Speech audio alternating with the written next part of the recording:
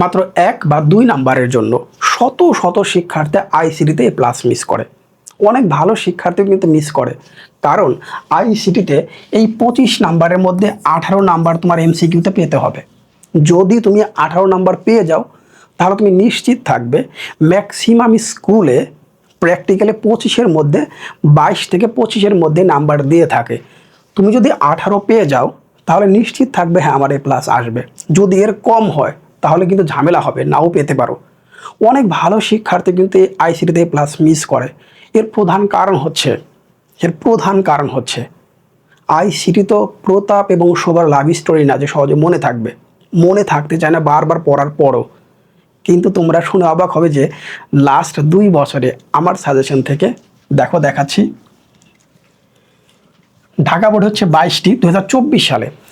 2024 সালের প্রশ্ন একটু সহজ হয়েছিল আইসিটি, সব সাবজেক্ট না হলেও। ঢাকা বোর্ড হচ্ছে 22টি, চট্টগ্রামে হচ্ছে 22টি, দিনাজপুরে 21, কুমিল্লা, যে কুমিল্লার শিক্ষার্থীরা অনেক কমেন্ট করে মানে কমন পায় না, বাট দেখো কুমিল্লা বোর্ডের কোশ্চেন 2024-এ কত সহজ হয়েছিল। মানে সবগুলো সাবজেক্ট তো ডিফিকাল্ট করে না। এরপর দেখতে পাচ্ছি রাজশাহী বোর্ড হচ্ছে 21, যে রাজশাহী বোর্ডের ইংরেজি প্রথম পত্র প্রশ্ন অনেক হার্ড হয়েছে। নেক্সট সিলেট বোর্ড হচ্ছে 21, বরিশাল বোর্ড হচ্ছে 22, ময়মনসিংহ বোর্ড 20 দেখতে পাচ্ছি, যশোর বোর্ড 21 এবং লাস্টে দাখিল বা মাদ্রাসার জন্য হচ্ছে 20টি। এই প্রশ্নগুলো ছিল 2024 সালে। তাহলে 2025 সালের অবস্থা কি? 2025 সালের প্রশ্ন কিন্তু একটু ডিফিকাল্ট হয়েছিল, মানে 24-এর তুলনায় আইসিটি। সেই ক্ষেত্রে ঢাকা বোর্ডে 20 দেখতে পাচ্ছি, চট্টগ্রামে 22, দিনাজপুর হচ্ছে 21, কুমিল্লা হচ্ছে 19। এই যে কুমিল্লা বোর্ডের প্রশ্ন কম পেলাম হচ্ছে 2025 সালে। রাজশাহী 20 দেখতে পাচ্ছি, সিলেট বোর্ড, বরিশাল বোর্ড, ময়মনসিংহ বোর্ডের প্রশ্ন একটু কম ছিল, যশোর বোর্ড এবং লাস্টে হচ্ছে দাখিল বা মাদ্রাসা বোর্ড। তাহলে সমস্যা কোথায়? এই দুটো বছরের অর্থাৎ 24 এবং 25 2 বছরের সাজেশনটাই আমার ইউটিউবে দেওয়া আছে এবং প্রমাণ সহ দেওয়া আছে, তোমরা চাইলে দেখে নিতে পারো। আবারও বললাম, এক্সাম হলে গিয়ে আইসিটি কিন্তু মনে থাকে না। এক্সাম হলে গিয়ে আইসিটি কিন্তু মনে রাখতে পারবো না। যেমন ধরো বলা হলো হোম ট্যাবে কী কী থাকে, হোম ট্যাবের মধ্যে কী কী থাকে। প্র্যাকটিক্যালি বিষয়টা আমরা ক্লিক করলে জানি কী কী থাকে, বাট এটা যখন থিওরি দিয়ে পড়তে যাচ্ছি তখন মনে থাকতে যাচ্ছে না। এই জন্য বারবার পড়তে হবে। তুমি কয়েক ঘন্টার ক্লাস দেখার তুলনায় কয়েক ঘন্টা একটু বইয়ের উপরে বাড়িয়ে দাও, বইটা একটু বেশি বেশি পড়ার সাথে ইনশাল্লাহ নিরাশ হবেন এক্সাম হলে গিয়ে। যেহেতু মাত্র 25 মিনিট, এই 25 মিনিটেই কিন্তু নির্ধারণ করবে তুমি এ প্লাস পাচ্ছ কি পাচ্ছ না। তাড়াহুড়া করা যাবে না। আমরা কম্পিউটার স্ক্রিনে প্রথম অধ্যায়ের বিশ্লেষণটা দেখব। এটা দেখলেই তুমি বুঝবা কেন এই সাজেশনটা তোমার জন্য স্পেশাল, এবং শেষে একটা ঘোষণা থাকবে। তো চলো কম্পিউটার স্ক্রিনে চলে যাই। চ্যাপ্টার হচ্ছে 2। এখানে হচ্ছে সবচেয়ে বড় ম্যাজিকটা তোমাদের জন্য দেখাচ্ছি আমি, কম্পিউটার রক্ষণাবেক্ষণ এবং সাইবার নিরাপত্তার যে অধ্যায়টা।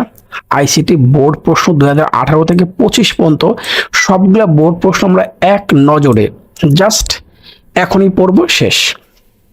শুধু বোর্ড কোশ্চেনগুলো আগে পড়বো, যেটা আমার আগের সাজেশন এরকম বিশ্লেষণ ছিল না, তোমাদের জন্য এটা নতুনভাবে আমি করেছি।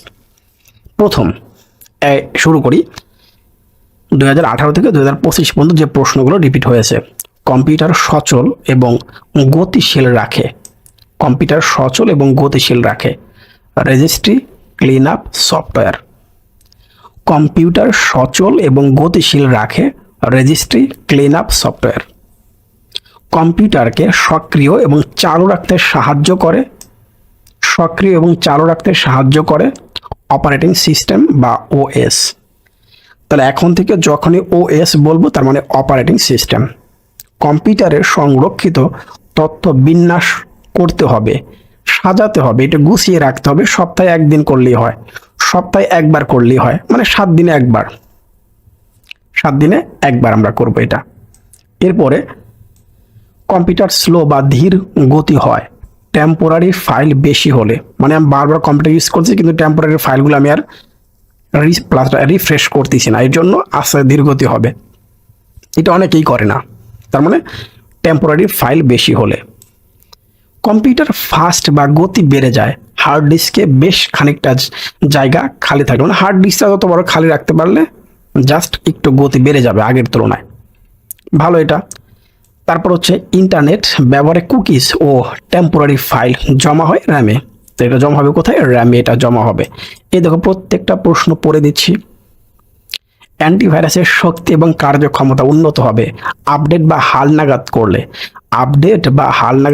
এটা কি হবে? সবসময় এর শক্তি কার্যক্ষমতা উন্নত হবে, মানে ভালো হবে। ডিস্ক ক্লিন আপ ব্যবহার করা হয়, এটা খুব মনে রাখবে। ডিস্ক ক্লিন আপ এটা হচ্ছে কম্পিউটারের গতি বজায় রাখতে, হার্ড ডিস্ক এবং মেমোরির ক্ষমতা মানে ধারণ ক্ষমতা বাড়ানোর জন্য।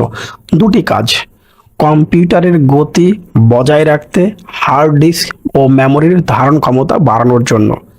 এখন দেখতে পাচ্ছি ডিস্ক ডিফ্র্যাগমেন্টার এর কাজ হচ্ছে ব্যবহার করা হয় কম্পিউটারের গতি, তার মানে আগেরটার সাথে এটা মিল আছে। হার্ড ডিস্কের ফাইলগুলো সাজানোর জন্য, সাজানো গোছানোর জন্য, হার্ড ডিস্কের জায়গা খালি করতে। এখানে আবার তিনটা কাজের কথা বলতেছি, দুইটাই সেম একটা কাজ করে, সেই কাজটা কি কম্পিউটারের গতি কিন্তু বাড়িয়ে দেয়, এটা মাথায় রেখো।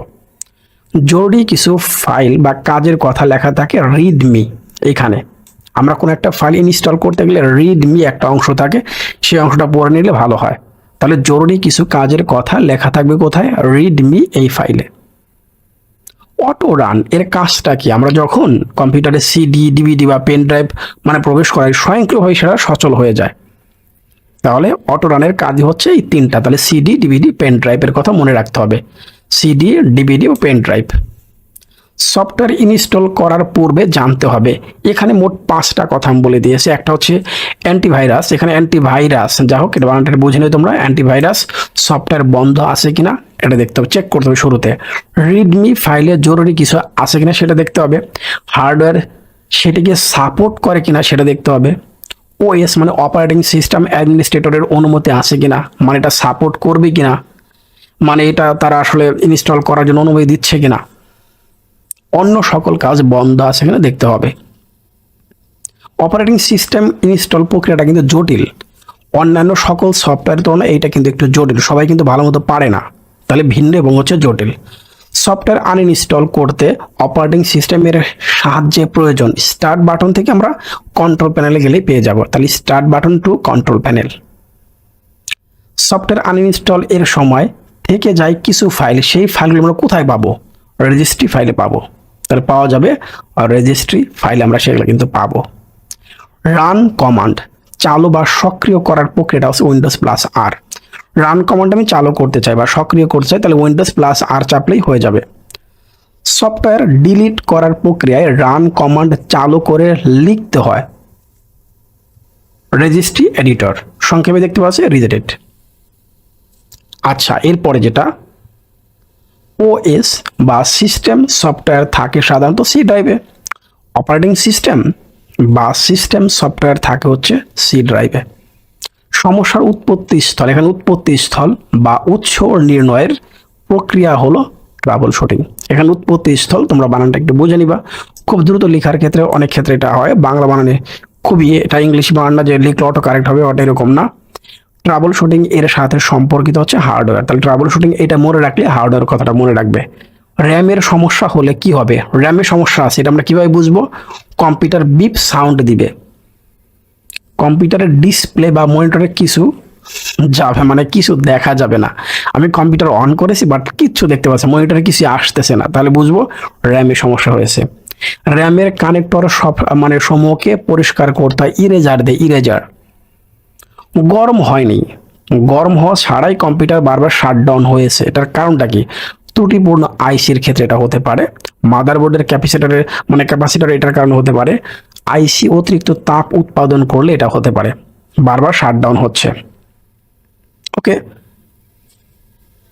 কম্পিউটারের তারিখ এবং সময় ঠিক থাকে না, সিমস ব্যাটারি পরিবর্তন করতে হবে, এটা নিয়ে আরও কথা আছে সামনে তোমরা পেবা।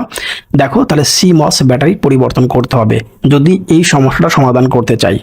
কম্পিউটারের বায়োস কোনো অপশন পরিবর্তন করলে সেভ করতে পারতেছি না, এটাও কিন্তু সেই একটাই কাজ, সেটা কি? সিমস ব্যাটারির কার্যক্ষমতা হ্রাস পেলে হয় এটা। Not enough memory, out of memory, এই মেসেজগুলো দেখাবে কখন?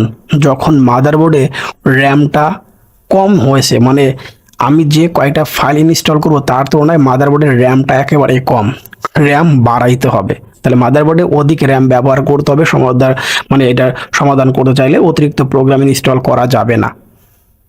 মাউস কাজ না করলে তাহলে পোর্ট পরিবর্তন করে ফেলবো অথবা বায়োস সেটিং ঠিক করতে হবে, দুটো চেক করে দেখতে হবে এক কথায়। মাউস কাজ না করলে পোর্ট পরিবর্তন করতে হবে, বায়োসের সেটিং ঠিক করতে হবে। আচ্ছা, এরপর আমরা দেখবো হচ্ছে দেখো ভাইরাস নামকরণ করেন ইউনিভার্সিটি অফ নিউ হ্যাভেন এর অধ্যাপক ফ্রেড কোহেন। অতি পরিচিত আমরা ভাইরাস কয়েকটা এখানে নাম দিয়ে দিয়েছি, যদিও এই অংশটা আমাদের মূল যে সিলেবাস, শর্ট সিলেবাস, তার মধ্যে খুব একটা বেশি আলোচনা নাই বললেই চলে। জাস্ট একটু কানেক্টেড আছে বলেই দিয়ে রাখলাম, সাইবার নিরাপত্তা অংশ আছে বলেই একটু দিয়ে রাখলাম আর কি, আসতে পারে পরীক্ষা, বলা যায় না। অ্যাব্রিভিয়েশনের মধ্যে সিমস, যেটা একটু আগে তোমাদের বলছিলাম, complementary metal oxide semiconductor. RAM, আমরা অলমোস্ট রোম এটা মনে অনেক শিক্ষার্থী জানার কথা। বায়োস, এইটা খুব ইম্পর্টেন্ট, এই বায়োসটা পরীক্ষা আসার সময় বায়োস এবং হচ্ছে এখানে দেখতে পাচ্ছি হচ্ছে কি সিমস, এই দুটো খুব ইম্পর্টেন্ট পরীক্ষার জন্য।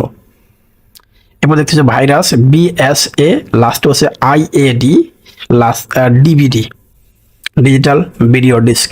BSA business software alliance, IAD internet addiction disorder. Okay, এই হচ্ছে আমার মূল বইটা। প্রিয় শিক্ষার্থী, আমি নিশ্চিত তোমাদের কাছে এটা ভালো লেগেছে, আর যেসব গার্ডেন যারা দেখতেছেন তারা অবশ্যই স্যাটিসফাই হওয়ার কথা বলে। এখানে আমি মূল বইটা কি সুন্দরভাবে আপনাদের জন্য বিশ্লেষণ করে দিয়েছি। মূল বইটা আমার প্রিয় শিক্ষার্থী তোমাদের পড়া হয়ে গেল। মূল বই পড়ার পাশাপাশি এখানে আমি 2018 থেকে 2025 সাল পর্যন্ত যতগুলো board question short syllabus related আসছে সেটাও তোমাদের আমি সলিউশন করে দিলাম। তো 20% এগিয়ে আছে এখন পর্যন্ত, তোমার বোর্ড কোশ্চেন সবগুলো পড়া শেষ। আচ্ছা, এবার আমরা সেই এমসিকিউ আগে একটু শিখবো। কি লিখেছি এখানে দেখো, বেসিক টু প্রো না বেসিক টু প্রো ম্যাক্স আমার শিক্ষার্থীরা হবে প্রত্যেকটা। এমসিকিউ 299টি। টাইপ 1 এর এই প্রশ্নগুলো আমি সরাসরি পরীক্ষায় কমন পাবো। টাইপ 1 এর কোশ্চেনগুলি আমরা সরাসরি বোর্ড পরীক্ষায় কমন পেয়ে থাকি, স্কুল পরীক্ষায় কমন পেয়ে থাকি। প্রথমে কি লেখা দেখতে পাচ্ছি আমরা, অটো রান প্রোগ্রামের কাজ কি? ইতিমধ্যে এটা আমাদের মুখস্থ হয়ে গেছে, আমরা জানি CD DVD pen drive run করার এটার কাজ, রাইট? আমার প্রিয় শিক্ষার্থী তো অনেকগুলো মুখস্থ হয়ে যাওয়ার কথা আমার সাথে ইতিমধ্যে। রান কমান্ড চালু করার কমান্ডটা কোনটা? উইন্ডোজ প্লাস আর, এটাও আমরা শিখে আসছি ইতিমধ্যে, উইন্ডোজ প্লাস হচ্ছে আর। সংশোধনমূলক রক্ষণাবেক্ষণের জন্য কার সাহায্য নিতে হবে? টেকনিশিয়ান, এখানে শিক্ষক, বন্ধু, বিজ্ঞানী। আসলে কম্পিউটার রক্ষণাবেক্ষণের ক্ষেত্রে আমরা টেকনিশিয়ানের কথাই বলে থাকি। কম্পিউটারকে সচল এবং গতিশীল রাখে কোনটি? ইতোমধ্যে এটা নিয়ে আমরা কথা বলেছি, রেজিস্ট্রি ক্লিন আপ। প্রত্যেকবার কম্পিউটার ব্যবহার করার সময় নিচে কোনটি তৈরি হয়? বেশ কিছু মানে টেম্পোরারি ফাইল তৈরি হবে, ওইটা প্রতিদিন ক্লিন করতে হবে, তাহলে কম্পিউটার ফাস্ট থাকবে। 2 বছর ব্যবহার করার পর অনেকের ল্যাপটপটি ধীরগতি সম্পন্ন হওয়ার কারণ কি? এখানে হওয়ার কারণটা কি? তাহলে এখানে হওয়ার কারণ কি এটার কথা বলা হচ্ছে। হওয়ার কারণটা কি? টেম্পোরারি ফাইল তৈরি হয়েছে, সে এগুলো ডিলিট করেনি। ওকে, পরের যে কোশ্চেনটি, ইন্টারনেট ব্যবহারের ফলে কুকিজ কোথায় জমা হয়? এটাও আমরা জানি, ক্যাশ মেমোরিতে। ইতিমধ্যে এটা আমরা পড়ে আসছি। আইসিটির ক্ষেত্রে মূল যন্ত্র বলতে কি বোঝায়? প্রসেসর এবং সফটওয়্যার বলতে আমরা মূল যন্ত্র বুঝি। আইসিটির ক্ষেত্রে মূল যন্ত্র এগুলোকেই বোঝায়, প্রসেসর এবং সফটওয়্যার। কোন সফটওয়্যার কম্পিউটারকে সক্রিয় এবং চালু রাখতে সাহায্য করে? Operating system. ওকে, বিশ্বের বেশিরভাগ কম্পিউটারে কোন অপারেটিং সিস্টেম ব্যবহৃত হয়? এটা সবাই জানো, উইন্ডোজ। অপারেটিং সিস্টেমের রক্ষণাবেক্ষণে কি কাজ করতে হবে? সবসময় আপডেট বা হালনাগাদ করে রাখতে হবে, সবসময় করতে হবে এটা। যদিও অটো থাকে, এটা আপডেট হয়ে যায়। অ্যান্টিভাইরাসের শক্তি এবং কার্যক্ষমতা উন্নত হয় কিভাবে? আপডেট বা হালনাগাদ করলে এইটা সবসময় কি হবে? শক্তি এবং কার্যক্ষমতা উন্নত হবে, মানে নতুন নতুন ভাইরাসকে ধ্বংস করবে। অ্যান্টিভাইরাসের শক্তি এবং কার্যক্ষমতা উন্নত হয় কিভাবে? আপডেট এবং হালনাগাদ করলে। কখন অপারেটিং সিস্টেমের আপডেট স্বয়ংক্রিয়ভাবে হবে? ইন্টারনেট সংযোগ তাহলে স্বয়ংক্রিয়ভাবে হয়ে যাবে, মানে অটো হয়ে যাবে এটা। টেম্পোরারি ফাইল, অপ্রয়োজনীয় ফাইল। টেম্পোরারি ফাইল হচ্ছে অপ্রয়োজনীয় ফাইল। কুকিজ থাকে হচ্ছে ব্রাউজারে, 4টাই দেখতে পাচ্ছ, ওয়েবসাইটে, সার্চ ইঞ্জিনে, অপারেটিং সিস্টেমে, ব্রাউজার থাকে হচ্ছে কুকিজ। নেক্সট প্রশ্ন, টেম্পোরারি ফাইল সমূহ মুছতে কি ব্যবহার করা হয়? সফটওয়্যার দিয়ে এটা মুছে ফেলতে হয়। কোনটি কম্পিউটারের জন্য ঝুঁকিপূর্ণ? Malware, hardware, Windows software. বুঝতেই পারতেছি আমাদের কাছে ম্যালওয়্যার এই নামটা পরিচিত না। বাকি তিনটা নাম তো আমরা জানি, পরিচিত লাগবেই। অ্যান্টিভাইরাস নিয়মিত কি করা উচিত? আপডেট বা হালনাগাদ প্লাস এটা করা উচিত। সবসময় আপডেট বা হালনাগাদ করে রাখলে কি হবে, নতুন নতুন ভাইরাসগুলো ধ্বংস করবে। অ্যান্টিভাইরাস সফটওয়্যারগুলো কোথায় হালনাগাদ করা যায়? এটা হচ্ছে ইন্টারনেটে হালনাগাদ প্লাসার করতে। ইন্টারনেট সংযোগ থাকলে অটোমেটিক প্লাস এটা হয়ে যায়। অপারেটিং সিস্টেমের সাথে যুক্ত কোন সফটওয়্যার কম্পিউটারের গতি বজায় রেখে কাজ করতে পারে? গতি বজায় রাখবে, ওই যে গতি, ডিস্ক ক্লিন আপ। এই যে পরের কোশ্চেনটা দেখো একই টাইপের আছে, কি কম্পিউটারে কাজ করার গতি বজায় রাখার জন্য কোনটি ব্যবহার করা হয়? ডিস্ক ক্লিন আপ এবং ডিফ্র্যাগমেন্টার। আচ্ছা, এই দুটো কোশ্চেন কিন্তু আমি না দিলেও পারতাম, কারণ এই কোশ্চেনগুলো ইতিমধ্যে আমরা বেসিক অংশে আলোচনা করে আসছি, বোর্ড কোশ্চেনে আলোচনা করে আসছি। অনেকগুলো কোশ্চেন ইতিমধ্যে আমরা আলোচনা করছি বোর্ড কোশ্চেনের অংশে। হার্ড ডিস্কের ধারণ ক্ষমতা বাড়ানোর জন্য কি প্রয়োজন? ডিস্ক ক্লিন আপ করা প্রয়োজন। হার্ড ডিস্কের ধারণ ক্ষমতা বাড়ানোর জন্য ডিস্ক ক্লিন আপ। অপারেটিং সিস্টেমের সাথে যুক্ত কোনটা? Disk defragmenter. এটা কিন্তু মনে রাখতে হবে। আচ্ছা, পরের যে কোশ্চেনটি, জরুরি কিছু কাজের কথা লেখা থাকে কোথায়? রিডমি ফাইলে, যেটা ইতিমধ্যে পড়ে আসছি। কোন সফটওয়্যার ইনস্টলেশনের পূর্বে কয়টি বিষয়ে লক্ষ্য রাখা প্রয়োজন? 5টি বিষয়ে লক্ষ্য রাখতে হবে। কোন সফটওয়্যার ইনস্টলেশনের পূর্বে মোট 5টি বিষয়ে লক্ষ্য রাখতে হবে। সফটওয়্যার ইনস্টল করার জন্য কার অনুমতি নিতে হবে? অপারেটিং সিস্টেম আসলে এটা অনুমতি দেয় কিনা সেটা দেখবো আমরা। ডিজিটাল কপির অপর নাম হচ্ছে সফট কপি। ডিজিটাল কপির নাম হচ্ছে কি? Soft copy. আমি ফার্স্ট পড়বো কখন? যখন দেখবে প্রশ্নগুলো রিপিট হয়ে যাচ্ছে তখন। পেন ড্রাইভ একটি storage device, almost storage device তো এটা হবে। সফটওয়্যারের সাথে কোন প্রোগ্রামটি সংযুক্ত থাকে? Auto run. সফটওয়্যারের সাথে কোন প্রোগ্রামটি সংযুক্ত থাকে? Auto run. কোন ফাইলে ক্লিক করলে সফটওয়্যার ইনস্টলেশন শুরু হবে? সেটআপ। সেটআপে ক্লিক করলে অটোমেটিক ইনস্টলেশনের কাজ শুরু হবে। স্মার্টফোন থেকে সফটওয়্যার আনইনস্টল করতে সেটিংস থেকে কি সিলেক্ট করতে হবে? কোন অ্যাপ্লিকেশনটা আমরা আনইনস্টল করব বা ইনস্টল করব, যেটাই করে সেখানেই কিন্তু আমরা ক্লিক করব। সফটওয়্যার আনইনস্টল করতে কোন সফটওয়্যারের সাহায্য প্রয়োজন? অপারেটিং সিস্টেমের সাহায্যে এটা করতে হয়। কোন অপশনে ক্লিক করলে আনইনস্টলেশন শুরু হবে? আনইনস্টলেশনেই আমরা মূলত এটা ক্লিক করি, কারণ আমরা যখন ওটাকে চাপ দিই, মানে টাচ করি, তখন লেখা থাকে রিমুভ আনইনস্টল লেখা থাকে, ওটাই আমরা করে ফেলি। নেক্সট, কম্পিউটারের কি সমস্যা হলে বিপ সাউন্ড হয়? এটা তো মনে বলার প্রয়োজন নেই, র্যাম। টাচ স্ক্রিন যুক্ত স্মার্টফোনগুলো থেকে সফটওয়্যার আনইনস্টল করার প্রক্রিয়া কোনটি? আমি শিওর যারা ভিডিওটি দেখতেছো ম্যাক্সিমামের কাছে টাচ ফোন, মানে অ্যান্ড্রয়েড ফোন পাশাপাশি হচ্ছে, অথবা কম্পিউটারে দেখতে পারো, টেলিভিশনে প্লাস এখন তো ইউটিউব চ্যানেল প্লাসরা চালানো যায়, সেখানে দেখতে পারো। তোমরা জানো এই বিষয়টা। বলে সেটিংস থেকে আমরা অ্যাপ্লিকেশনে যাব, নির্দিষ্ট সফটওয়্যারকে করে আনইনস্টল করলে হয়ে গেল। ডিলিট অর্থ মানে হচ্ছে মুছে ফেলা, ধ্বংস করা, নষ্ট করা, সংরক্ষণ করা, মুছে ফেলা। ধ্বংস করা, নষ্ট করা, মুছে ফেলা, তিনটাই তো নেগেটিভ, বাট আসলে উত্তর হবে মুছে ফেলা। সফটওয়্যার আনইনস্টলের সময় তার কিছু অংশ থেকে যাবে, ওই যে রেজিস্ট্রি ফাইলে, যেটা আমরা একটু আগে পড়ে আসছি, রেজিস্ট্রি ফাইলে। সফটওয়্যার ডিলিট করার সময় কিবোর্ডের কোন বাটন চেপে রান কমান্ড? Windows plus. আর আমরা জানি চালু করতে হলে উইন্ডোজ প্লাস আর এটা চাপতে হবে। রেজিস্ট্রি এডিটর, রিজিটেড, এটা পড়ার প্রয়োজন নাই, আই থিঙ্ক ইতিমধ্যে এটা আমরা জেনে আসছি বা এটা নিয়ে আলোচনা করেছি শুরুর অংশে আমরা। ফাইন্ড নেক্সট এর শর্টকাট হচ্ছে F3। ফাইন্ড নেক্সট এর শর্টকাট হচ্ছে কি? F3। ডিলিট করা ফাইল রেজিস্ট্রির সব জায়গা থেকে মুছে ফেলতে চাইলে F3-তে আবার ক্লিক করতে হবে। সফটওয়্যার ডিলিট করার ধাপ হচ্ছে কয়টি? 12টি। সফটওয়্যার একবার ডিলিট করে ফেলবে, ধাপ হচ্ছে 12টি। কম্পিউটারের মেমোরি স্লটে কি থাকে? র্যাম থাকে। মেমোরি স্লটে র্যামই থাকবে। আচ্ছা, মেমোরি স্লটে থাকবে হচ্ছে কি? র্যাম। সমস্যার উৎস এবং উৎপত্তি স্থল নির্ণয়ের প্রক্রিয়াকে ট্রাবল শুটিং বলে, যেটা আমরা ইতিমধ্যে পড়ে আসছি। ট্রাবল শুটিং কার সাথে? হার্ডওয়্যারের সাথে সম্পর্কযুক্ত। পড়া শেষ আমাদের। কাদের ট্রাবল শুটিং জানাটি বিশেষভাবে জরুরি? আইসিটি যন্ত্র ব্যবহারকারীদের। আইসিটি যন্ত্র ব্যবহারকারীদের। নেক্সট কোশ্চেনটা আমরা ইতিমধ্যে জানি, 50% ডিসপ্লে আসতেছে না, র্যামের সমস্যা। ডিসপ্লে কিছু দেখতে পাচ্ছি না, র্যামের সমস্যা। সিস্টেম সঠিকভাবে চলছে কিন্তু মনিটর দেখা যাচ্ছে না, র্যামের সমস্যা। র্যাম স্লটে কি দিয়ে পরিষ্কার করতে হবে? র্যাম স্লট হচ্ছে শক্ত ব্রাশ দিয়ে, আর র্যাম কানেক্টর সাথে যেগুলো আছে সেগুলো হচ্ছে ইরেজার দিয়ে করতে হয়। কম্পিউটারের সিপিইউ ফ্যানটি কোথায় থাকে? মাদারবোর্ডে থাকে সিপিইউ ফ্যানটা। তাহলে সিপি ফ্যান হচ্ছে মাদারবোর্ডে থাকে।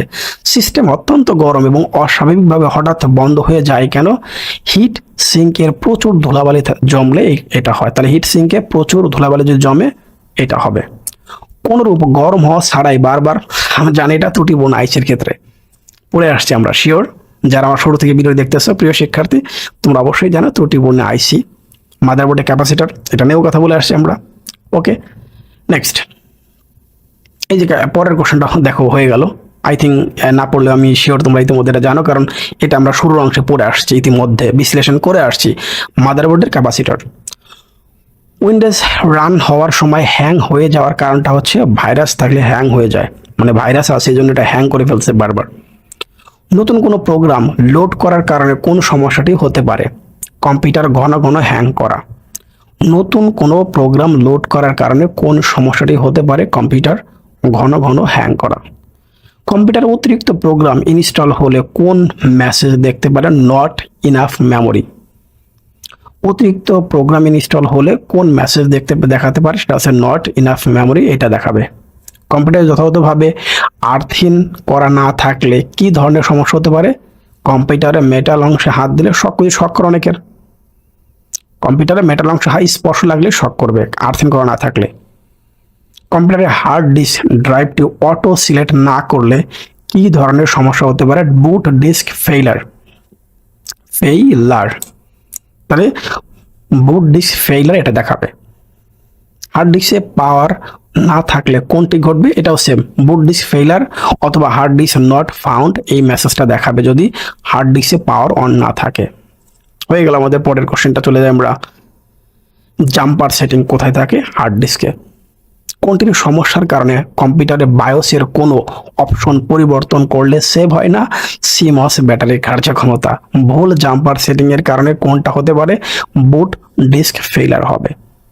কম্পিউটারে আউট অফ মেমোরি মেসেজ দেখালে কোনটি? ওই যে র্যামের সমস্যা, আউট অফ মেমোরি। কোনটি অধিক ব্যবহার করতে হবে? র্যাম ব্যবহার, র্যাম কম, র্যাম বাড়াইতে হবে। মাউস ডিটেক্ট করা না গেলে কি করতে হবে? আমরা আগেই বলছি বায়োসের সেটিং ঠিক করতে হবে, মানে আরটা হচ্ছে কি আর বলছিলাম হচ্ছে পোর্টটা পরিবর্তন করার চেষ্টা করতে হবে। কুলিং ফ্যান না ঘুরলে কি হতে পারে? রিবুট হয়ে যাবে। কুলিং ফ্যান যদি না ঘুরে তাহলে রিবুট হয়ে যাবে। মনিটরের ব্রাইটনেস ঠিক না থাকলে কি সমস্যা হবে? মনিটর অন থাকলেও পর্দায় ছবি থাকবে না, ব্রাইটনেস নাই। এখন পর্যন্ত আমরা 66 প্রশ্ন পড়েছি, তার মানে এই প্রশ্নগুলো আমার পরীক্ষা আমি সরাসরি প্রশ্ন এবং অপশন সরাসরি পাবো কমন। এবার আসি টাইপ হচ্ছে 2। এই অংশটা সরাসরি কমন পড়তেও পারে অথবা 2-1টা অপশন, 1, 2, 3 টাইপের কোশ্চেন, তো 2-1টা অপশন পরিবর্তন হয়ে আসবে। টাইপ 2 এর কোশ্চেনগুলো দেখো তোমরা ইতিমধ্যে তোমরা জানো 1, 2, 3 এই টাইপের কোশ্চেনগুলো। রেজিস্ট্রি ক্লিন আপ ব্যবহার না করার ফলে যন্ত্রটি ঠিকভাবে কাজ করে না, যন্ত্রটি ধীরগতি হয়ে যায়, প্রসেসর নষ্ট হয়ে যায়, অন্য কিছু থাকতে পারে এখানে। অ্যান্সার 1, 2, 3 হলো, সমস্যা নাই।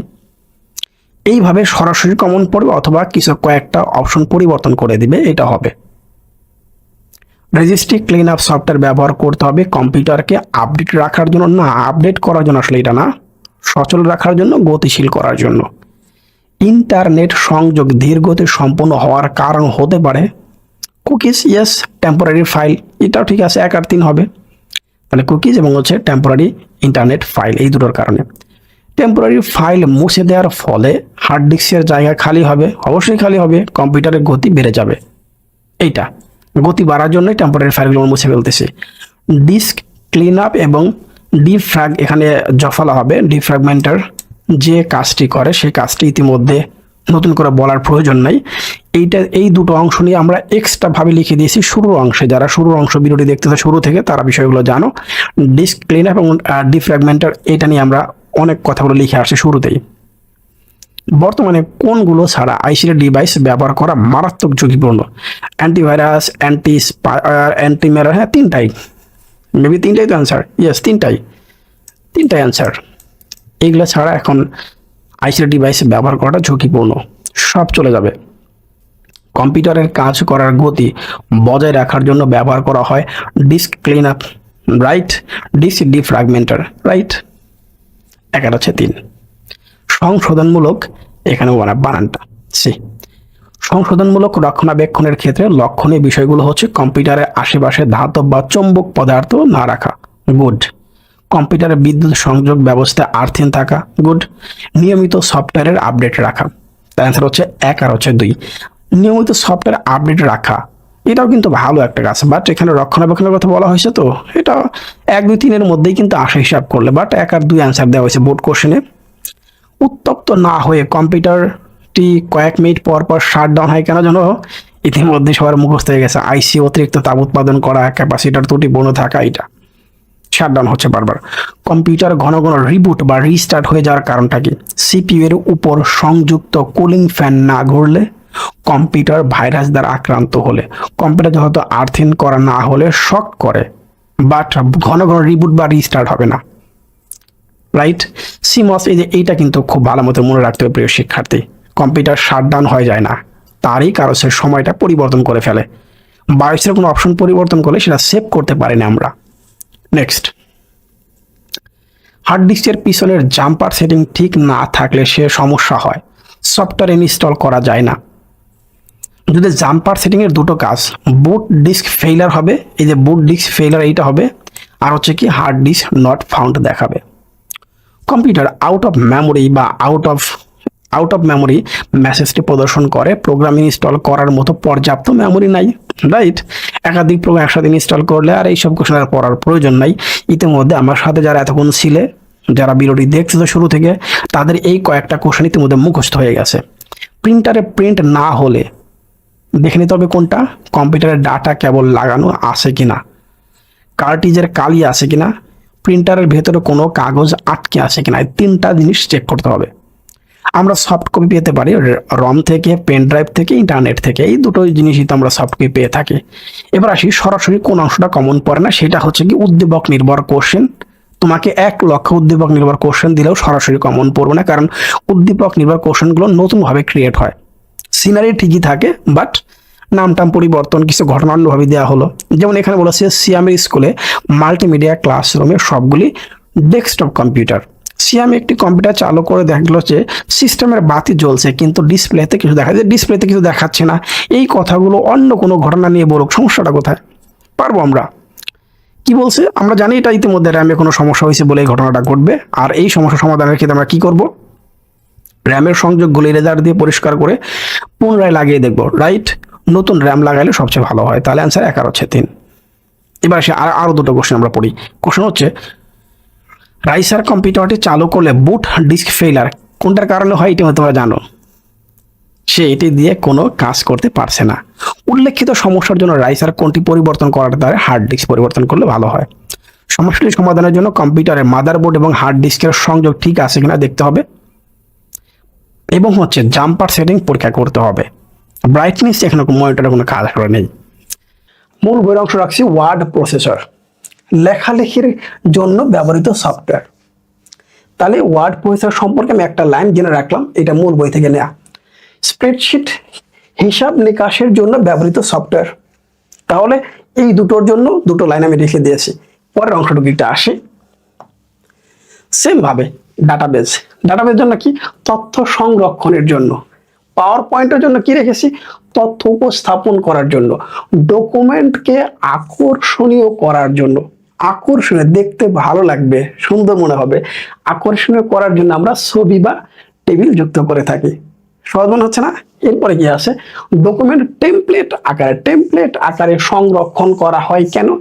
যেন সেটা আমি বারবার ব্যবহার করতে পারি, সময় কম লাগবে, বারবার ব্যবহার করতে পারি। এরপরে অফিস বাটনের অন্তর্ভুক্ত, এই সবগুলো অফিস বাটনে অন্তর্ভুক্ত থাকে। এখন এখান থেকে পরীক্ষায় কোনটা বেশি আসে? এই দুইটা পরীক্ষায় বেশি আসে, সেভ এবং সেভ অ্যাজ। কোথায় থাকে? এই যে অফিস বাটনের মধ্যে পেয়ে যাব। এই জন্য বলেছি, বলে মূল বই পড়া না থাকলে আমি যে প্রথম অংশ আলোচনা করলাম এখান থেকে মূল বইটা কিন্তু আমার কভার হয়ে যাবে। আচ্ছা, পরের অংশ দেখি। ডকুমেন্ট সংরক্ষণ করা, আমি সংরক্ষণ করব মানে সেভ করব, তাহলে প্রথমবার সেভ আসবে। এরপরে একই ডকুমেন্টকে ভিন্ন নামে সংরক্ষণ করব, ওই যে সেভ করলাম, এখন একই ডকুমেন্টকে ভিন্ন নাম দিব, তাহলে সেটা হবে কি? Save as.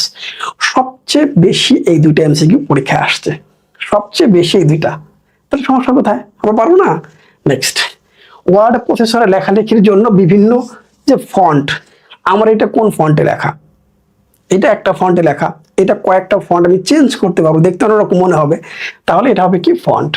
হোম ট্যাবের প্যারাগ্রাফ গ্রুপে একেবারে 3 স্টার দিয়ে রাখলাম, একেবারে 3 স্টার দিয়ে রাখলাম, এটা মোস্ট ইম্পর্টেন্ট। হোম ট্যাবের প্যারাগ্রাফ গ্রুপে থাকে কি বুলেট এবং হচ্ছে নাম্বার সহ আইকন, এই লাইনটা অনেক ইম্পর্টেন্ট এমসিকিউ এর জন্য এই অধ্যায় থেকে। ধরে রাখে এটা কোনো না কোনো বোর্ডে আসছে, একবার মিলিয়ে নিবা পরীক্ষার হলে গিয়ে। নেক্সট, ইলাস্ট্রেশন, এটা খুবই ইম্পর্টেন্ট একটা এমসিকিউ, এবং এখানে আমি 3 স্টার দিয়ে রাখলাম, এখানে 3 স্টার থাকবে।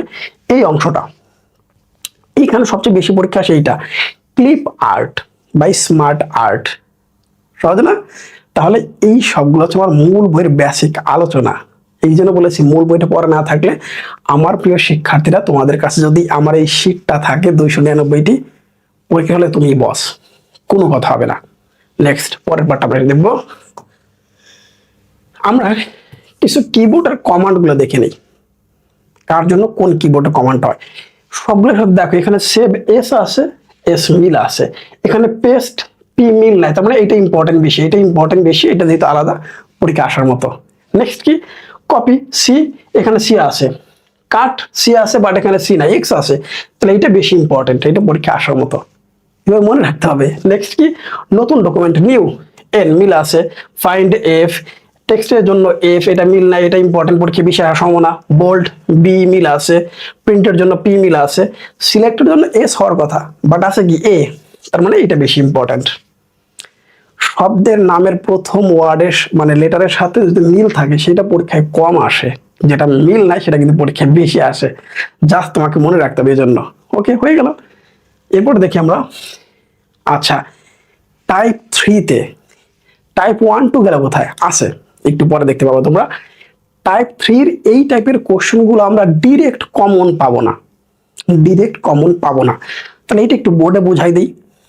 ডিরেক্ট আমরা কমন পাবো না, আমরা একটা দেখি এই ওয়ার্কশিট দেখতে পাচ্ছি A B C D E এবং এফ পর্যন্ত, এফ পর্যন্ত প্রশ্ন বলছে এই যে হোয়াট চিহ্নিত F2 সেলে, এই যে F2 এই যে 1 এবং 2, এই হোয়াট চিহ্নিত, এইখানে প্রশ্ন বলছে কত হবে, এইখানে কত হবে।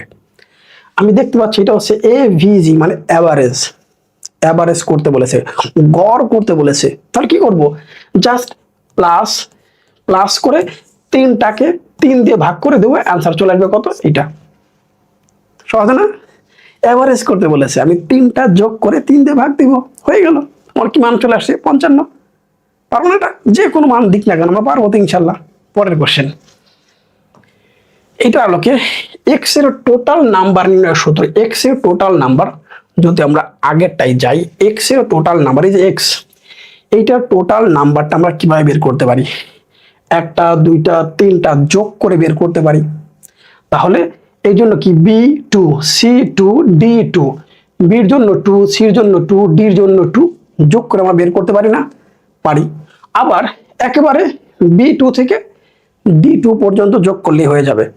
একটু আমরা দেখি তো অপশনগুলো আছে কিনা। এই দেখো কি আছে, B2 C2 D2, এই সমান চিহ্ন শুরুতে থাকতে হবে, শুরুতে সমান চিহ্ন থাকতে হবে, না হলে হবে না। তাহলে B2 C2 D2 তিনটা যোগ করলেও পাবো, অথবা B2 থেকে D2 পর্যন্ত যোগ করলে হবে। এই B2 থেকে D2 পর্যন্ত যোগ করলে মাঝখানে আমাদের এই কোলন সাইনটা হবে, এই কোলন সাইনটা হবে, তার মানে এই সাইনটা আমাদের হবে কি B2 থেকে D2 পর্যন্ত। এখানে সামনে সমান চিহ্ন নাই, তোমার এটা হবে না। সহজে কিন্তু বুঝতে পারি, জাস্ট একটু বুঝে নাও বলে এটা পরীক্ষা আসলাম কিভাবে আনসার করব। আচ্ছা, তারপর আমরা আরেকটা দেখতে পাচ্ছি আমরা ওয়ার্কশিট, সেখানে A2 B2 ক্রয় মূল্য, লাভ এবং হচ্ছে বিক্রয় মূল্য। যদি বলে বিক্রয় মূল্য কত, বিক্রয় মূল্য আমরা কিভাবে বের করি, ক্রয় মূল্যের সাথে লাভটা যোগ করি, তার মানে এই ক্রয় মূল্যের সাথে এই লাভের পার্সেন্টেজ যদি আমি যোগ করে দেই তারপর বিক্রয় মূল্য আসবে। তাহলে ক্রয় মূল্যটা আছে এ কি 2 নাম্বার কলামে, তার মানে হচ্ছে কি A2 প্লাস হচ্ছে কি A2 প্লাস A2, এটার পার্সেন্টেজ কত 15%, তার মানে B2, এই যে B2 হচ্ছে কি পার্সেন্টেজ করলে হয়ে গেল, আমাদের মোট অ্যান্সারটা চলে আসবে। সহজ না? যদি বিক্রয়মূল্য বের করতে বলে এই কোশ্চেনে, ওকে আমরা একটু পরের কোশ্চেনে দেখি। দেখো পরের কোশ্চেন বলে দিয়েছে হোয়াট চিহ্নিত সেলের ঠিকানা কোনটি। হোয়াট চিহ্নিত, যদি আমরা আগের বক্সে আসি, হোয়াট, এই যে হোয়াট চিহ্ন, সি 2 নাম্বার, 1 2, সি হচ্ছে 2 নাম্বার, সি 2 নাম্বার। পরের কোশ্চেন বলছে দেখো সি আমাদের 2 নাম্বার। বিক্রয় মূল্য নির্ণয় করতে কোন সূত্রটি প্রয়োগ করব। এখন কেন এটা বলে প্রয়োজন আছে, তোমার পার্সোনালিটির মধ্যে কি বলেছিলাম, A2 সাথে এই যে A2 এইটার সাথে কি যোগ করব, A2 এর 15%, এই যে A2 এর 15%, পার্সেন্ট এখানে গুণ চিহ্ন, গুণ চিহ্ন হচ্ছে স্টার অথবা কি প্রোডাক্ট, হয় প্রোডাক্ট, তাহলে গুণ চিহ্ন অথবা প্রোডাক্ট লেখা থাকবে। That's it. আমরা আর একটা ওয়ার্কশিট দেখতে পাচ্ছি, এখানে কি ABCDE পর্যন্ত, লাস্ট হচ্ছে F। প্রশ্ন যদি এইটার মান বের করতে বলে, F চিহ্নিত কয় নাম্বার, 1 নাম্বার, 2 নাম্বার ছেলে, এইটা হচ্ছে কি F2, 2 নাম্বার ছেলে দেখতে পাচ্ছি এটা, ওকে 1 এবং হচ্ছে 2। যদি লাস্টে বলো হোয়াট চিহ্ন স্থানে কি বলবে, কত হবে, যদি এটা বের করতে বলে তাহলে আমরা কি বের করব। তাহলে আমরা সবগুলো খেয়াল করে দেখো, এইটার সাথে B2 যোগ C2 যোগ D2 যোগ হচ্ছে কি E2, সবগুলো যোগ করলে পাবো, রাইট। কিন্তু C2 তো সরাসরি বের করে দেয়া নাই, তাহলে C2টা আমরা সরাসরি কিভাবে বের করব, আমরা বির সাথে C2 পার্সেন্টেজ করব। দেখি তো আমাদের প্রশ্নে কি বলেছে। প্রশ্নে বলেছে আব্দুর রহমান সাহেবের বাড়ি ভাড়ার বের করার সূত্র কোনটা হবে। এই দেখো B2 এর সাথে C2 পার্সেন্টেজ, B2 এর সাথে এই দেখো B2 এর সাথে, যে B2 22,000 এর সাথে C2 এর পার্সেন্টেজ হলো 40%। সহজ না? তাহলে এটা আমাদের কমন পড়ার দরকার আছে, আমি তো পারবো এমনি, এটা আমার কমন পড়ার দরকার নাই, এই জন্য বলছি সরাসরি কমন পড়বে না আর পাওয়ার দরকারও নাই, আমি এমনি পাবো এটা, ওকে। পরের কোশ্চেন কি বলছে আমাদের শেষে, হোয়াট চিহ্নিত স্থানে কোনটা প্রযোজ্য, সবগুলো যোগ করে বের করতে পারি, অথবা B2 থেকে E2 পর্যন্ত। শেষ। চলো আমাদের বাকি অংশটুকু আমরা দেখি, যেটা আমাদের টাইপ 1 এবং 2 তে আছে। 4 নাম্বার অধ্যায়, যেহেতু আমি প্রথম পর্বে, মানে যারা পার্ট 1 দেখোনি, আমি প্রথম কমেন্টে চেষ্টা করব পার্ট 1 এর লিঙ্কটা দিয়ে রাখতে, অবশ্যই ইউটিউব চ্যানেলে তোমরা প্রথম কমেন্টে পেয়ে যাবা। তাহলে টাইপ 1 এই টাইপের কোশ্চেনগুলো আমি সরাসরি পরীক্ষায় কমন পেয়ে যাব, একেবারে ডিরেক্ট কমন পাবো, কোনো চেঞ্জ নেই, একবার ডিরেক্ট এই টাইপের কোশ্চেনগুলো আমরা কমন পাবো, যাকে আমরা বলি একেবারে জ্ঞানমূলক প্রশ্ন। প্রথম প্রশ্ন 86 নাম্বার, ইতিমধ্যে 1 থেকে 85 পর্যন্ত তোমাদের আমি দিয়ে দিয়েছি। ডকুমেন্টকে আকর্ষণীয়ভাবে উপস্থাপন করা যায় কোনটি প্রয়োগে, ইতিমধ্যে কিন্তু আমরা এটা শিখে আসছি। কোনটা শিখে আসছি তোমরা জানো, সেটা হচ্ছে কি ছবি এবং টেবিল যুক্ত করে, যেটা আমরা মূল অংশে আলোচনা করে আসলাম। দেখো সেখানের সাথে এখানের অংশ কিন্তু অনেক মিল আছে, তার মানে প্রথমে আমরা বেসিক আলোচনা করেছি, তার সাথে দেখবো এমসিকিউগুলো অনেক মিল। ডকুমেন্ট টেমপ্লেট আকারে সংরক্ষণের সুবিধা কি, যে বারবার ব্যবহার করা যায়, সময় কম লাগে। কোনো ডকুমেন্ট প্রথমবার সংরক্ষণ করলে সেভ, কোনো ডকুমেন্টকে ভিন্ন নামে তাহলে সেভ অ্যাজ, যেটা আমরা ইতিমধ্যে পড়ে আসছি, খুব তাড়াতাড়ি পড়লে সমস্যা নাই, কারণ ইতিমধ্যে আমরা এটা জানি। আচ্ছা, তারপর যেটা বুলেট এবং নম্বরের আইকন, এটাও কিন্তু আমরা পড়ে আসছি। বলে হোম ট্যাবের প্যারাগ্রাফ গ্রুপে, খুবই ইম্পর্ট্যান্ট একটা এমসিকিউ, হোম ট্যাবের প্যারাগ্রাফ গ্রুপে কোন ওয়ার্ড ডকুমেন্টকে টেবিল যোগ করার কমান্ড কোনটি, তাহলে ইনসার্টে যাব, সেখানে গিয়ে টেবিল অপশন, ইনসার্ট টেবিল করলে আমরা পেয়ে যাব। ডকুমেন্টের লেখার মার্জিন ঠিক করার কোন ট্যাবে ক্লিক করতে হবে, দেখো পেজ লেআউট, তাহলে মার্জিন যদি আমি ঠিক করতে চাই, মার্জিন তো এটা হবে কি পেজ লেআউট। স্প্রেডশিটে গুণ করা, আমরা যে স্টার চিহ্ন অথবা প্রোডাক্ট, স্টার চিহ্ন অথবা কি প্রোডাক্ট, এটা হচ্ছে গুণ করাকে বোঝায়। স্প্রেডশিটে বাক চিহ্ন স্ল্যাশের মতো দেখতে পাচ্ছি, স্ল্যাশ, তেমন হচ্ছে কোনটা গ নাম্বার। কবিতা, গল্প ইত্যাদি লেখার জন্য আমরা কোন সফটওয়্যার ব্যবহার করি, এটা হচ্ছে ওয়ার্ড প্রসেসর প্রোগ্রাম। কবিতা, গল্প ইত্যাদি লেখার জন্য আমরা কোন সফটওয়্যার ব্যবহার করি, সেটা হচ্ছে ওয়ার্ড প্রসেসর প্রোগ্রাম। কবিতা, গল্প ইত্যাদি লেখার জন্য আমরা কোন সফটওয়্যার ব্যবহার করি, ওয়ার্ড প্রসেসর প্রোগ্রাম। লেখালেখি বা হিসাবের কাজে ব্যবহৃত সফটওয়্যার কোনটি, এটা হচ্ছে অফিস সফটওয়্যার। লেখালেখি ও হিসাবের কাজে ব্যবহৃত সফটওয়্যার কোনটি, এটা হচ্ছে অফিস সফটওয়্যার। লেখালেখির জন্য কোন সফটওয়্যার ব্যবহৃত হয়, এটা হচ্ছে ওয়ার্ড প্রসেসর। মানে অনেকগুলো কিন্তু মিল আছে, মানে পর পর সাজিয়ে দিয়েছি তোমার জন্য, যেন একটা দিয়ে আর একটা তোমরা শিখতে পারো। লেখালেখির জন্য কোন সফটওয়্যার ব্যবহৃত হয়, ওয়ার্ড প্রসেসর। কম্পিউটারে হিসাব নিকাশ করার প্রোগ্রামকে কি বলা হয়? এটা হচ্ছে স্প্রেডশিট। তাহলে কম্পিউটারের হিসাব নিকাশ করার প্রোগ্রামকে কি বলা হয়? স্প্রেডশিট, যেটা আমরা শুরুতে জেনে আসছি। কোনো একটা এমসিকিউ তোমার কাছে যদি মনে হয় হ্যাঁ এটার অ্যান্সার ক না হয়ে খ হবে, অবশ্যই কমেন্ট করবে, আমি সেটা কারেকশন করে আবার প্রথম কমেন্টে উত্তরটা দিয়ে রাখবো। আচ্ছা, আমরা পরের প্রশ্নে চলে যাই। কোনো কমান্ড ব্যবহার করে বড় কোনো ডকুমেন্ট অল্প সময়ে শব্দ খোঁজা এবং প্রতিস্থাপন করা যায়? Find replace. কোনো কমান্ড ব্যবহার করে, কোন কমান্ড ব্যবহার করে বড় কোনো ডকুমেন্ট অল্প সময়ে খুঁজতে পারবো এবং প্রতিস্থাপন করা যাবে, সেটা হচ্ছে ফাইন্ড রিপ্লেস। তাহলে আবার একটু পড়ে ফেলি, কোন কমান্ড ব্যবহার করে বড় কোনো ডকুমেন্ট অল্প সময়ে খুঁজতে পারবো এবং পাশাপাশি হচ্ছে কি প্রতিস্থাপন করা যাবে, এটা হচ্ছে ফাইন্ড রিপ্লেস। এটা ইংলিশে লেখা থাকতে পারে। কল্পনার জগৎকে বাস্তবে আনে কোনটি? লেখালেখির কাজ।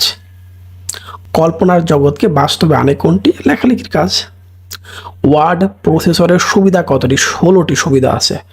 ওয়ার্ড প্রসেসরের সুবিধা হচ্ছে 16টি, যেটা আমাদের মূল বই অনুযায়ী। ওয়ার্ড প্রসেসর ব্যবহারের সবচেয়ে বড় সুবিধা কি? এডিট করা যায়। আমি এডিট করতে পারবো। ওয়ার্ড প্রসেসরের সবচেয়ে বড় সুবিধা কোনটি? এডিটিং। এটা হচ্ছে এডিট করা যায়।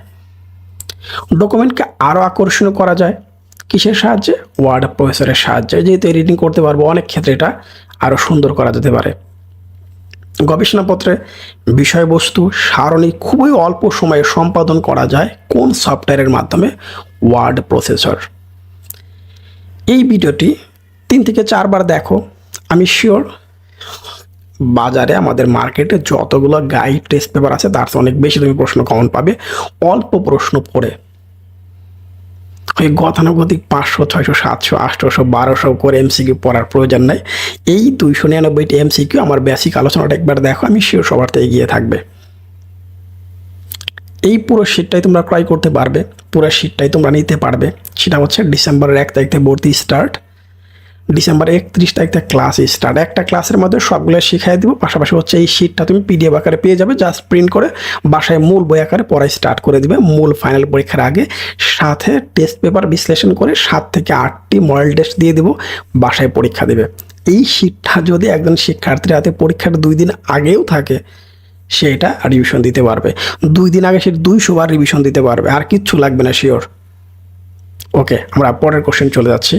নিচের কোনটির মাধ্যমে বড় কোনো ডকুমেন্ট অল্প সময়ে শব্দ খোঁজা যায় এবং প্রতিস্থাপন করা যায়? ইতিমধ্যে এটা আমরা পড়ে আসছি, তার মানে এই প্রশ্নটি কি হলো? ডাবল হয়ে গেল, একই প্রশ্ন 2 বার হয়ে গেল। Find replace. কোন অপশন ব্যবহারে ওয়ার্ডে বানান চেক করা যায়? বানান চেক করাই স্পেলিং এবং গ্রামার চেকিং। স্পেলিং এবং গ্রামার চেকিং। আধুনিক অফিস ব্যবস্থাপনায় অপরিহার্য কোনটি? Word processor must. আধুনিক অফিস ব্যবস্থাপনায় অপরিহার্য কোনটি? Word processor. ওকে, পরের কোশ্চেন চলে যাই আমরা। কম্পিউটার ডেস্কটপের পর্দার নিচের বা কোণের বোতামকে কি করে? এটা হচ্ছে স্টার্ট বোতাম। খেয়াল করে দেখো, স্টার্ট বোতাম, আমরা স্টার্ট করতে পারি। আচ্ছা, যাই হোক, এখানে যদি বাংলাটা একটু ভুল আছে তোমরা বুঝে নিবা, বাংলা তো অনেক ক্ষেত্রে হয়ে যায়। ওয়ার্ড 2007 চালু করার পর উইন্ডোর উপরের বাম কোণের আইকনটি হলো, যারা এটা করতে পারে, একবার বাম কোণে অফিস বাটন। যারা এটা প্র্যাকটিক্যালি দেখে তারা কিন্তু খুব সহজে বুঝতে পারবে এবং তাদের চোখে ভাসে শুরুতে কোনটা ছিল, শুরুতে কোনটা আসে, এরকম। যারা কম্পিউটার কখনো অন করেনি ওদের জন্য এটা মুখস্থ করে মনে রাখাটা একটু ডিফিকাল্ট হবে, বাট প্র্যাকটিক্যালি অবশ্যই জানা উচিত সবারই। আচ্ছা, MS ওয়ার্ড 2007-এর ডিফল্ট ফাইল এক্সটেনশন কি? .docx। এই প্রশ্নগুলি বললাম 5 থেকে 6 বার রিভিশন দিতে হবে, তাহলে মনে পড়বে, এছাড়া কিন্তু মনে রাখতে পারবে না। এবং এখানে তো কোনো গল্প না, শুভার গল্প তো এখানে না যে তুমি একটা কাহিনী মনে রাখলে লিখে দিলে সমস্যা নেই, বাট এটা বারবার পড়তে হবে। কাট, কপি, পেস্ট আইকন রয়েছে কোন ট্যাবে? হোম। কাট, কপি, পেস্ট, হোম ট্যাবে চলে যাও, সবগুলো পেয়ে যাবা। কোন অপশনটি অফিস বাটনের অন্তর্ভুক্ত? যেটা আমরা শুরুতে জেনে আসছি, নিউ আছে, সেভ আছে, ক্লোজ আছে, সেভ অ্যাজ আছে, সবগুলোই আছে। খোলা ডকুমেন্ট বন্ধ করার জন্য ক্লিক করতে হবে কোনটি? ক্লোজ। ক্লোজ করে দিই। খোলা ডকুমেন্টকে একবারে কাট করে দিই আমরা, যেটা আমরা কাট করে হচ্ছে ক্লোজ করে দিলাম টোটালি।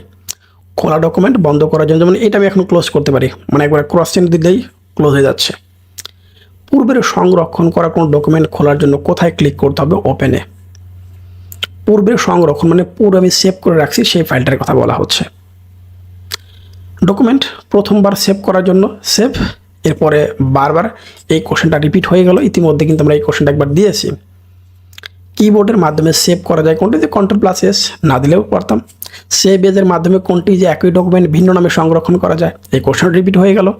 আমরা জানি সেম কোশ্চেনগুলো বারবার রিপিট হচ্ছে এবং এটাই হয়, একটু ঘুরিয়ে ফিরিয়ে দেয় আর কি। ওয়ার্ড 7 হোম ট্যাবের পাশে কোন ট্যাব থাকে? তাহলে ইনসার্ট। হোম ইনসার্ট পর থাকে। নেক্সট, কোন ট্যাবে? এটা আমরা করে আসছি ইতিমধ্যে। কাট কপি পেস্ট আইকন থাকে, হোম ট্যাবেই থাকে। কিবোর্ডের কোন বোতামকে রিটার্ন বোতাম বলা হয়? ইন্টারকে রিটার্ন বোতাম বলা হয়। তাহলে কিবোর্ডের কোন বোতামকে রিটার্ন বোতাম বলা হয়? এন্টার। ওয়ার্ড প্রসেসরে লেখালেখির সাজসজ্জার প্রক্রিয়াকে কি বলা হয়? এটা হচ্ছে ফরম্যাটিং টেক্সট। ওয়ার্ড প্রসেসরে লেখালেখির সাজসজ্জার প্রক্রিয়াকে বলা হয় হচ্ছে কি? Formatting text. ফন্ট বলতে কোনটা বোঝায়? বিভিন্ন ধরনের অক্ষর, যেটা আমরা একটা এমসিকিউ জেনে আসছি ইতিমধ্যে, অর্থাৎ এটাও কিন্তু রিপিট হয়ে গেল। অনেকগুলো এমসিকিউ তুমি বারবার রিপিট করতেছো, মানে কি একবার পড়ার একবার ভিডিও দেখলে দুইবার হয়ে যাচ্ছে, ব্যাপারটা এরকম। নানা রকমের ফন্ট স্টাইল নির্বাচন করা হয় ক থেকে? এটা হচ্ছে ড্রপ ডাউন বক্স নাম থেকে। তাহলে ড্রপ ডাউন। নানা রকমের ফন্ট স্টাইল নির্বাচন করা হয় কোথা থেকে? এটা হচ্ছে ড্রপ ডাউন বক্স নাম থেকে। চন্দ্রাবতী, এটা বাংলা ফন্ট। সুতন নেমজি, এটা হচ্ছে সবচেয়ে জনপ্রিয়। আমার যে লেখাটা আমরা এখন পড়তেছি এটা কিন্তু সুতন নেমজিতেই লেখা, এটা সবচেয়ে বাংলায় জনপ্রিয় একটাই। বিজয় 52। আচ্ছা, ওয়ার্ড প্রসেসিং প্রোগ্রামে একটি অক্ষরকে কত পয়েন্ট পর্যন্ত বড় করা যায়? এটা হচ্ছে 1638। সবচেয়ে বেশি ব্যবহৃত ফন্ট স্টাইল কোনটি? ওই যে টাইমস নিউ রোমান। ইংলিশ লেখার ক্ষেত্রে এটা আমরা ইউজ করি সবসময়। বাংলার জন্য সুতন নেমজি এবং ইংলিশের ক্ষেত্রে এইটা বেশি ব্যবহৃত হয়, সেটা হচ্ছে টাইমস নিউ রোমান। নিচের কোনটি ফন্ট গ্রুপের আইকনের চিহ্ন? এটা আছে, তাকে দেখতে পাচ্ছি, এটা হচ্ছে বি। এন্টার কি ধরনের প্রথমে? সম্মতি সূচক। এন্টার, পরে চলে যাই। সম্মতি সূচক। বুলেট নম্বর লাইনের ব্যবধান কোনটি? এটা হচ্ছে লেখালেখির সাজসজ্জা। বুলেট নম্বর এবং লাইনের ব্যবধান কোনটি? এটা হচ্ছে লেখালেখির সাজসজ্জা। ওয়ার্ড প্রসেসরের ভাষায় চিহ্ন, বর্ণ বা সংখ্যাকে কি বলা হয়? বুলেট বলা হয়। তাহলে বুলেট বলতে এখানে আমরা তিনটা জিনিসকে আইডেন্টিফাই করতেছি, সেটা হচ্ছে চিহ্ন, বর্ণ বা সংখ্যাকে। বুলেট নম্বর লাইন কোন গ্রুপে থাকে? প্যারাগ্রাফ গ্রুপে থাকে। ইতিমধ্যে এটাও রিপিট হয়ে গেল। কোন টাইপে প্যারাগ্রাফ রয়েছে? হোম, এটাও রিপিট হয়ে গেল। সবচেয়ে কমন মনে হয় রিপিট হচ্ছে এটা।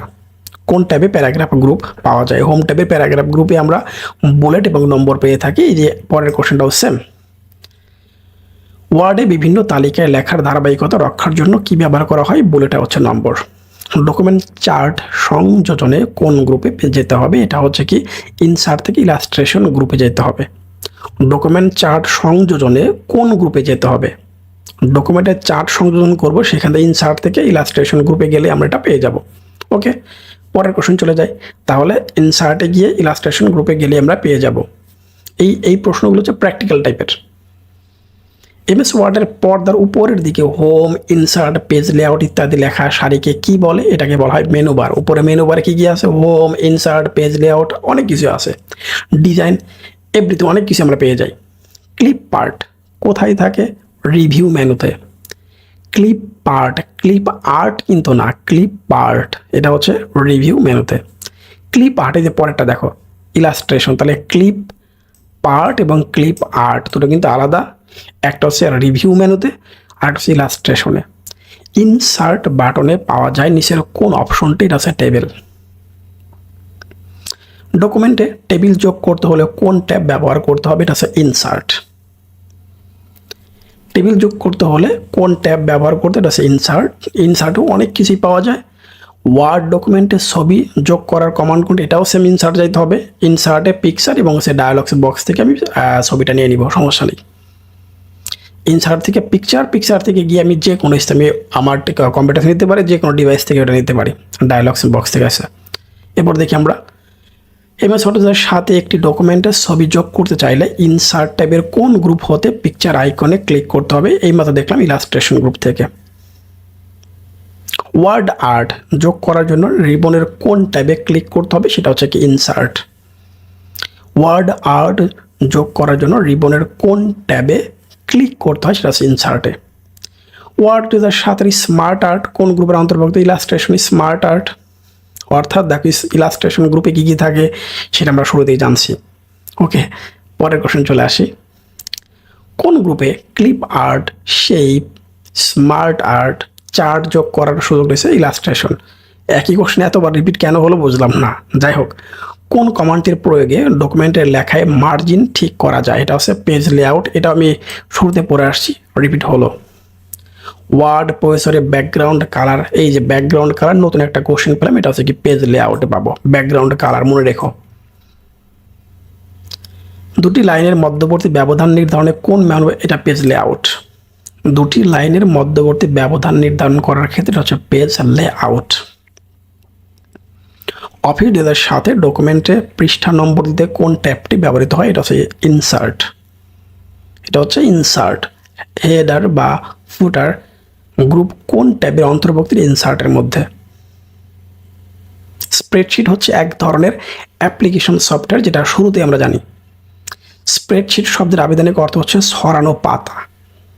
সরানো পাতা মানে সেটা এমনভাবে সাজানো হয়েছে কোনো প্রশ্ন আর বাদ যাবে না, এই 299টির মধ্যে সব থাকবে।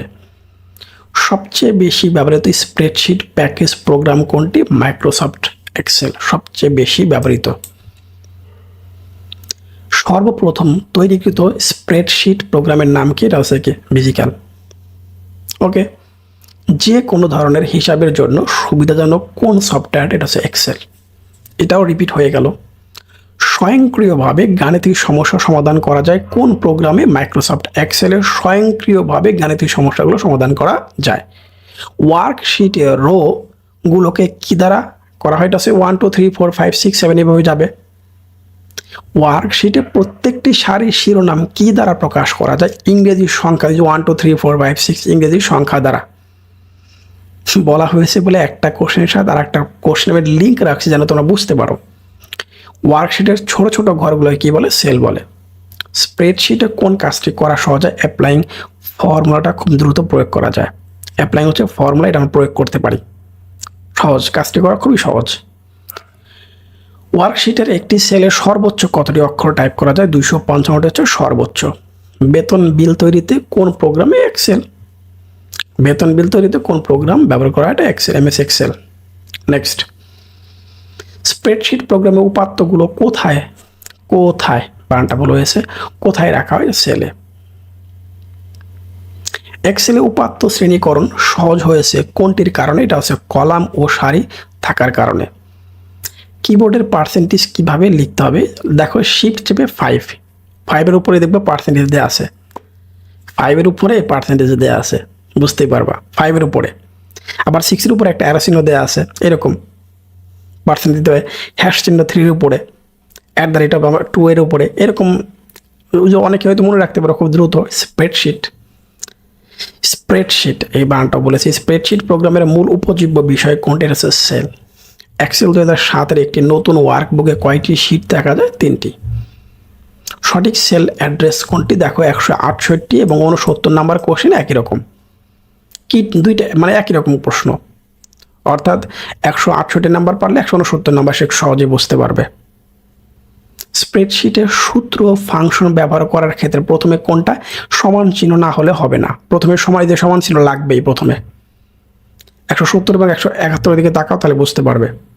তাহলে প্রথমে সমান চিহ্ন, ইকুয়াল সাইনটা লাগবেই। প্রোডাক্ট মানে গুণ, A2 গুণ হচ্ছে D2। এখানে প্রোডাক্ট কিসের কাজ করে, ফাংশনের কাজ করে। 3টি ফাংশনের নাম হলো সাম, যোগফল, প্রোডাক্ট এবং হচ্ছে ইফ। সাম, প্রোডাক্ট আর হচ্ছে কি ইফ। স্বয়ংক্রিয়ভাবে যোগ করা যায় কোন প্রোগ্রামের সাহায্যে, স্প্রেডশিট প্রোগ্রামে, যেটা আমরা এটা এমসিকিউ আমরা করে আসছি। 4 এবং 9 সেলসিয়ামের মানগুলোকে যোগ করার ক্ষেত্রে যোগ করাকে ধারাবাহিক 4 থেকে হচ্ছে কত 9, এই যে 4 থেকে 9 মাঝখানে হচ্ছে এই চিহ্নটা থাকবে ধারাবাহিকভাবে, সমান চিহ্ন বি 1 2 3 4 5।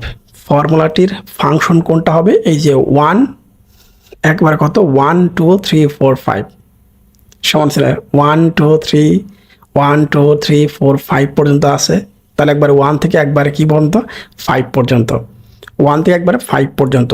আচ্ছা সাম একেবারে 1 থেকে 5 পর্যন্ত, দেখতেই পাচ্ছ এই কোশ্চেনটা একটু এলোমেলোভাবে হয়ে গেছে, তোমরা বুঝতে পারছো আনসার এটা কোনটা হবে। 176 নাম্বার কোশ্চেনে আচ্ছা গুণ করার ক্ষেত্রে অনেক ক্ষেত্রে একটু থাকে, দেখছি হয়তো টাইম মিস্টেক ব্লাচরা থাকে, বুঝতেই পারছো। ফর্মুলাটির ফাংশন কোনটি? গুণ করার ক্ষেত্রে A1 সেলকে B1 সেল দিয়ে গুণ করার ক্ষেত্রে গুণ কিন্তু স্টার চিহ্ন হবে এবং শুরুতেই সমান সাইনটা থাকবে, কিন্তু এটা থাকবে মাস্ট, এটা মাথায় রেখো, তাহলে ভুল হবে না। তার মানে আমরা জানি এটা অ্যান্সার হবেই না কখনো। প্রোডাক্ট মানে গুণ করা, স্টার চিহ্ন দ্বারা তো গুণ করা বোঝানো হয়। স্প্রেডশিটে গুণ করার পদ্ধতি কয় ধরনের? 2 ধরনের। একই কোশ্চেন আজকে এতবার রিপিট কেন হলো বুঝলাম না, খেয়াল করে নিয়ে হয়তো। MS এক্সেলের গুণ করার ফাংশন কোনটি? প্রোডাক্ট। এখানে প্রোডাক্ট দেখো বানানটাও ভুলে গেছে, প্রোডাক্ট। A2 সমান ক্রয় মূল্য, B2 হচ্ছে 20% লাভ এবং C2 সমান বিক্রয় মূল্য হলে C2 নির্ণয়ের সূত্র কোনটি? C2 হচ্ছে বিক্রয় মূল্য, রাইট। C2 হচ্ছে বিক্রয় মূল্য। বিক্রয় মূল্য কিভাবে নির্ণয় করা হয়? ক্রয় মূল্যের সাথে লাভটা যোগ করতে হয়। ক্রয় মূল্য কোনটা? A2, তাহলে A2 এটার সাথে যোগ হবে কি? লাভ। লাভটা কত? এই ক্রয় মূল্যের 20%, ক্রয় মূল্যের 20%, রাইট। ক্রয় মূল্যের 20%-এর সাথে যোগ হবে হচ্ছে কি? ক্রয় মূল্য। তাহলে ক্রয় মূল্যের সাথে লাভ যোগ করে হবে মোট বিক্রয় মূল্য। এইটা হয়ে গেল। সরাসরি কমন আসতেও পারে অথবা অপশনগুলো পরিবর্তন হয়ে আসতে পারে। উপরে আমরা যে প্রশ্নগুলো দেখলাম সবগুলো প্রশ্ন হচ্ছে ডিরেক্ট কমন পড়বে, বাট এই নিচের প্রশ্নগুলো যেগুলো আছে এই প্রশ্নগুলো এই অপশন এটা পরিবর্তন অন্য একটা অপশন দিতে পারে, এরকম পরিবর্তন হয়ে আসতে পারে। ডিরেক্ট কমনও পড়তে পারে এখানে এসে, অথবা দুই একটা অপশন চেঞ্জ করে দিতে পারে। ডেস্কটপে, ল্যাপটপে, স্মার্টফোনে অন্য কোনো একটা ডিভাইসের নাম দিল, এটা হতে পারে। তাহলে অফিস সফটওয়্যার ব্যবহার করা হয় 3টার মধ্যেই। এখানে মনে করো অন্য একটা অপশন দিল যেটা আমার উত্তর আসবে না, এরকম হতে পারে, এরকম চেঞ্জ করে দিতে পারে। নেক্সট, অফিস সফটওয়্যার হচ্ছে word processor, spreadsheet analysis, Wikipedia. আমরা জানি প্রথম দুটিই হবে অ্যান্সার। এবং উইকিপিডিয়ার পরিবর্তে অন্য একটা জিনিস দিল, এরকম পরিবর্তন করতে পারে।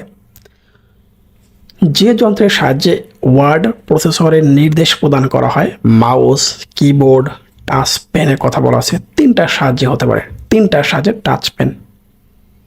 ওয়ার্ড প্রসেসর ডকুমেন্ট সম্পাদনে যে সুবিধা পাওয়া যায়, বানান সংশোধন করা যায়, লেখা সংরক্ষণ করা যায়, লেখা মুছে ফেলা যায়। এখানে প্রশ্ন হচ্ছে তাহলে বানান সংশোধন করা যায়, লেখাটাকে মুছে ফেলা যায়। কোনো ডকুমেন্টকে টেমপ্লেট আকারে রাখার কারণ হচ্ছে বারবার ব্যবহার করতে পারবো, সময় সাশ্রয় হবে, আকর্ষণীয় করার জন্য না। জাস্ট টেমপ্লেট আকারে হচ্ছে 2টো কাজ, সবচেয়ে বেশি প্রথমটা, বারবার ব্যবহার করার জন্য। হোম রিবনে থাকে font group, paragraph group, table. 1 আর 2 হওয়ার কথা, হ্যাঁ 1 আর 2 আছে, অর্থাৎ ফন্ট গ্রুপ আর একটা হচ্ছে কি প্যারাগ্রাফ গ্রুপ হোম রিবনে থাকে। তাহলে হোম রিবনে আমরা থাকতেছে কি ফন্ট আর হচ্ছে কি প্যারাগ্রাফ গ্রুপ।